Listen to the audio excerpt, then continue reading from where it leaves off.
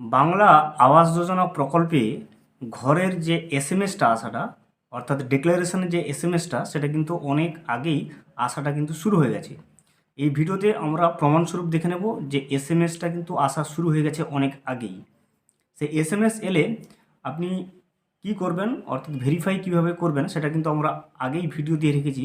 আমি আই বাটনে ভিডিওটা দিয়ে রাখবো, আপনি চেক করে নিতে পারবেন কিভাবে আপনি এসএমএসটা ভেরিফাই করবেন ওটিপির সাহায্যে। এসএমএস যে আসা শুরু হয়ে গেছে সেটা কিন্তু আমরা প্রমাণস্বরূপ দেখে নেব এই ভিডিওতে। এসএমএস আসার পরে ভেরিফাই করার পরে কি করবেন, এছাড়া কোথায় ডকুমেন্টস চেক করবেন, যে ইউনিক আইডি নাম্বার দেয় সেটা কীভাবে পাবেন, সমস্ত বিষয়টা আমরা আজকের এই ভিডিওতে জেনে নেব। ভিডিওটি শুরু করার আগে ছোট্ট একটা অনুরোধ, যদি চ্যানেলে নতুন হয়ে থাকেন অবশ্যই চ্যানেলটা সাবস্ক্রাইব করে রাখবেন এবং নোটিফিকেশানটা অল করে রাখবেন এই ধরনের সমস্ত আপডেট সবার আগে পাওয়ার জন্য।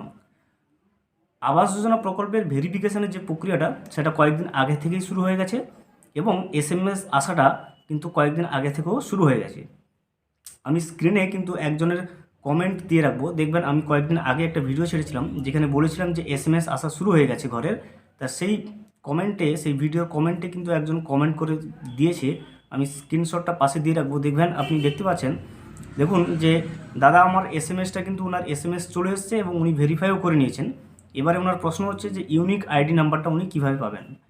ইউনিক আইডি নাম্বারটা দেখুন, এসএমএস ভেরিফাই হওয়ার পরে প্রত্যেকটা পঞ্চায়েত ভিত্তিক একটা করে ক্যাম্প বসবে, যে ক্যাম্পে আপনার, অর্থাৎ যাদের নামের লিস্টে, ঘরের লিস্টে নাম রয়েছে যাদের, অর্থাৎ যারা বাড়ি পাবে তাদের জন্য কিন্তু বিশেষ একটা ক্যাম্প করা হবে পঞ্চায়েত ভিত্তিক। সেই ক্যাম্পে কিন্তু আপনার ব্যাঙ্ক অ্যাকাউন্ট, আধার কার্ড, এছাড়া অন্যান্য প্রয়োজনীয় ডকুমেন্টসগুলো কিন্তু ভেরিফাই করবে, সেটা ওটিপির মাধ্যমে, এবং যাদের মোবাইল নাম্বার লিঙ্ক নেই আধার কার্ডের সাহায্যে তাদের কিন্তু বায়োমেট্রিকের মাধ্যমে কিন্তু যাচাইকরণ বা ভেরিফিকেশনটা করবে ক্যাম্পে, বিভিন্ন ডকুমেন্টস সহ আধার কার্ড এবং ব্যাঙ্ক অ্যাকাউন্টগুলো।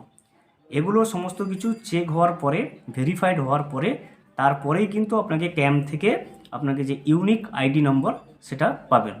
যে প্রশ্নটা ছিল যে এসএমএস ভেরিফিকেশন হয়ে গেছে, অর্থাৎ এসএমএস যে আসছিল প্রত্যেকটা যোগ্য প্রার্থীর মোবাইলে, সেই এসএমএসটা ভেরিফাই করার পরে আপনি কিন্তু ইউনিক আইডি নাম্বারটা পাবেন। কোথায় পাবেন? প্রত্যেকটা পঞ্চায়েত ভিত্তিক বিশেষ ক্যাম্প করা হবে। অবশ্যই নিজস্ব যে স্থানীয় পঞ্চায়েত রয়েছে সেখানে একটু জুড়ে থাকুন, জানতে পারবেন কবে সেই ক্যাম্পগুলো অনুষ্ঠিত হবে।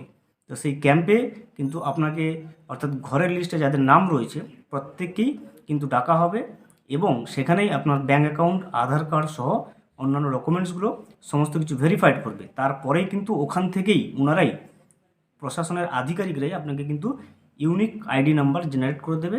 সেই ইউনিক আইডি নম্বর অনুযায়ী কিন্তু সরকার থেকে সেটা একটা রেফারেন্স নম্বর হিসেবে কাজ করবে।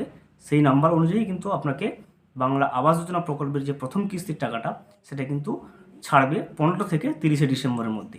আশা করি সমস্ত বিষয়টা কিন্তু বোঝাতে পেরেছি। ভিডিওটি সম্পূর্ণভাবে দেখার জন্য অসংখ্য ধন্যবাদ। এখনও পর্যন্ত যদি চ্যানেলে নতুন হয়ে থাকেন এবং সাবস্ক্রাইব না করে থাকেন, অনুগ্রহ করে চ্যানেলটা সাবস্ক্রাইব করে পাশে থাকবেন।